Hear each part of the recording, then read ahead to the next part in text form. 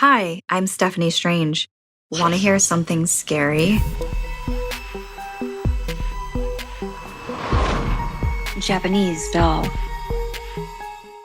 It can be strange to see family when it's been a while, particularly if you're not welcome. Aya was feeling nervous about staying with her aunt, her Oba Asami. It had been months since they had last seen each other, but her parents had a business conference to attend to, so they drove all the way out to the countryside to drop her off. When she arrived, Oba was thrilled and welcomed her with cakes and hugs. But the sweet treats were difficult to enjoy with the creepy stranger lingering in the background. It was Oba Asami's new boyfriend, Mosu. The reason she assumed she hadn't seen her Oba in so long. He was tall, pale, and looked much older than her Oba. Mosu gave Aya a sly glance at dinner, which made her squirm in her chair. Getting ready for bed, she saw Mosu sneaking out of the guest bathroom. While Oba was tucking her in, Aya told her that she was sure her aunt's new boyfriend was not happy she was visiting. Her Oba said that was nonsense. He was just quiet and shy due to his artistic nature. When Aya's Oba left for work the next day, Mosu was supposed to be watching her. After Oba was gone, he shoved past Aya and locked himself in the study. She paced back and forth, waiting for him to come out, but he never did. Not even to use the bathroom or to eat. So Aya fed herself and waited for her Oba to return. The next day was the same routine. Aya was unsupervised, so she explored the backyard. She realized there was a high window that looked into the study. She shoved a heavy flower pot under the window and climbed up as quietly as she could. On her tiptoes, she pulled herself up to peer into the window. There was Mosu working away. He had craft materials and straw strewn all about. It looked like he was piercing something together. Dolls. Suddenly, he froze and stopped working. Aya held her breath. Then he picked up a nail and drove it right into the straw doll's heart. Then he snapped his head toward the window and stared directly at Aya. She leaped off the pot, ran to her room, and barricaded herself inside. Counting the hours till her Oba returned, she couldn't stop thinking about what she saw. It looked like he was making wara ningyo dolls, similar to voodoo dolls. In Japan, they're mainly used to ward off evil, but in the wrong hands, they can also be used as part of supernatural rituals, with the dolls themselves representing a curse. When her Oba arrived home, she practically had to break down Kuso's door. Through tears, Kuso recounted what she saw and told her Oba she was worried for her.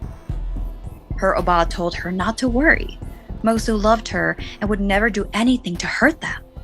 It was all just a mix-up. That night at dinner, Mosu couldn't even look at Kuso. He just seemed out of it, like he was in a daze. Just one more night, Kuso kept saying to herself. Just one more night. Later, she laid in bed with her eyes wide open, staring at the ceiling, unable to sleep. She listened for any little telltale sounds, and she jumped up when she heard a bang on the front door. Creaking her door open just an inch so she could listen, she recognized the voice immediately.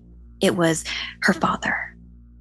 She charged out of her room, and when she met his eyes, she knew something was wrong. Where was her mother? Her father gently explained her mother had a bad heart attack and was in the hospital. A horrifying thought pounded in Kuso's mind. It's those damn dolls. She brought her family to the study to show them the project Musa was working on. There, laid out on the desk, were 3 straw dolls. One with the face of Kuso's father, and one with the face of her mother, and one with the face of Kuso. Oba Asami was shocked. What did she mean? And why was there a nail in the heart of Kuso's doll? Upon examining the doll closely, they saw the human hair weaved into the doll. That must have been what Musa was doing in her bathroom that night, taking hair from her brush. Only it wasn't hers. That brush belonged to Kuso's mother. While they stood dumbfounded in the study, they heard a car start. Oba Asami looked out the window and saw Muso driving off. Kuso was relieved he was finally gone. But when Oba Asami returned to the room, her eyes were wide in terror. They asked what was wrong, and she said, "Muso left, but he took my hairbrush with him."